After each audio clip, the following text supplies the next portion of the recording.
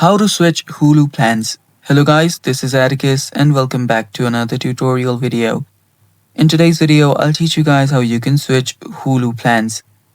So before we begin, if you're new to our channel, head down below and hit the subscribe button so you don't miss out on our future videos. Also, press the bell icon so you get notified when we release our new videos. Now let's begin. So the first thing that you'll need to do is open up your web browser and head over to hulu.com.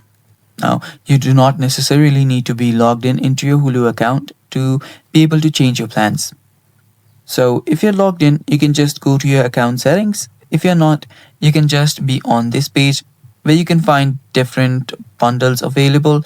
You can so let's say that I'm on the Hulu Basic and now I want the Hulu Disney Plus, ESPN Plus bundle.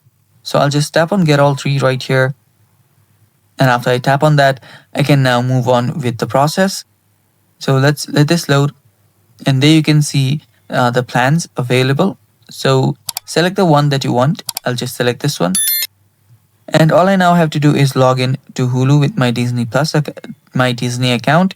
And after that, my plan will be placed after going through the payment process. And that's how easy it is. And that's all for today's video.